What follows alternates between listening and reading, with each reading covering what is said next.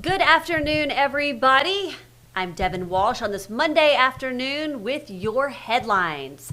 An all-out brawl at Chuck E. Cheese in Mobile over the weekend, plus a firefighter treated for injuries after flames spread to 3 homes in Mobile.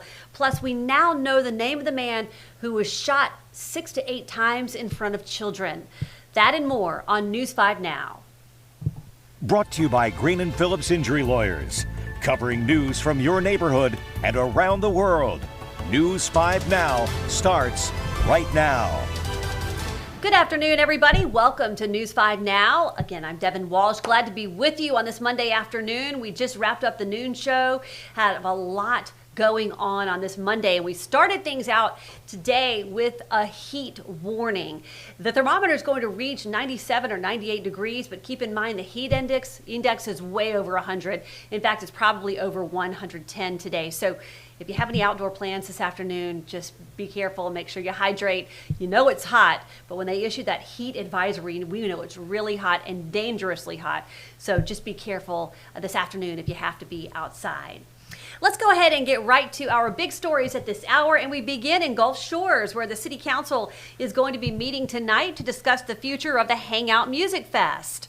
The council will decide on a 1-year contract to extend the festival with the option for a 2nd year. But what artists would headline is not known at this time. Some businesses and residents would like an event similar to the Sand in My Boots Festival, which caters to a country music audience. Number 4, a place meant for kids turned into an all-out brawl for adults at Chuck E. Cheese over the weekend. Mobile police responded to a call for multiple people assaulted on Saturday afternoon. Witnesses say it wasn't just a small fight either, claiming that around 20 people were involved, and some children actually had some punches thrown in their face as a result of that. Apparently, somebody got frustrated, according to witnesses. We don't know what they were frustrated about. Officers are investigating, but no arrests yet. Number 3, Mobile Fire Rescue investigating a large fire that destroyed several homes in the Africatown community. The fire happened on King Street around 11 o'clock Sunday night. The fire spread to 3 vacant homes, which burned to the ground. 1 firefighter was treated for heat exhaustion, but there were no other injuries. Number 2, police have released the name of the robber who was shot and killed early yesterday morning. 32-year-old Charles Lee Patterson III was the man who police say tried to rob a food truck at Superstop convenience store on St. Stephen's Road around 2 a.m. Police say he was shot by the food truck operator. No charges have been filed. And number 1, Mobile police have released the name of the man who was killed in a shooting on Earl Street on Friday. He is 24-year-old Cameron Madison.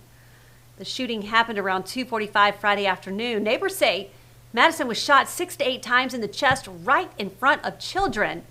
Police are still looking for the shooter. And that is a look at our big story at this hour. Okay, everybody, now it's time for our question of the day, and this one has to do with Jeffrey Epstein. A judge declined to release the critical Epstein files. Do you have thoughts on that? A judge failed to release critical Epstein files. What are your thoughts? So I'll go ahead and read some of your comments. A judge refused to release information related to the grand jury proceedings, for which the most part is a confidential process, says Jimmy. Sean says the DOJ can release what it has. In 18 days, we went from no files to the files are a hoax by Obama to let's talk to Maxwell about the files. Shirley says grand jury files have certain rules. Linda says the judge is probably on the list.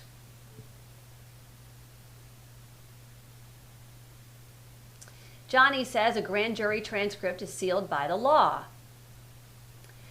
Carolyn says it will come out sooner or later. Maybe that judge doesn't have the authority to release it. So anyway, just a lot of speculation there about why those files have not been released. Thank you to all of you who weighed in on our question of the day. And now it's time for our poll of the day. Imagine you recognize a petty thief on surveillance footage. Do you report that person to police? Imagine you recognize a petty thief on surveillance footage. Do you report that person to the police? Yes or no? Yes or no? Judy, comment over there. It depends on what they're stealing. If it's food, I would not report. So Stevie, though, says, for those who say no, look at it this way. Report them now, and just maybe you'll keep them out of trouble down the road because you reported them and they got help and maybe saved their life. So lots of different opinions there, but we hope that you'll vote in our poll of the day and answer our question of the day. You can do that until 5:30 tonight. That's when the next edition of News 5 Now airs. Again, 5:30 this evening. We hope you will participate. And that'll do it for this edition of News 5 Now. Thank you so much for joining me this afternoon. I'll see you back for WKRG News 5 at 5 o'clock. Have a great afternoon.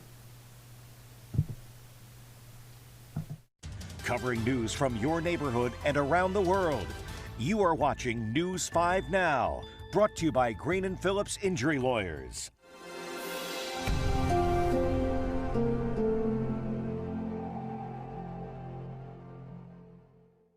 In the courtroom, the judge knows best, and this judge does too.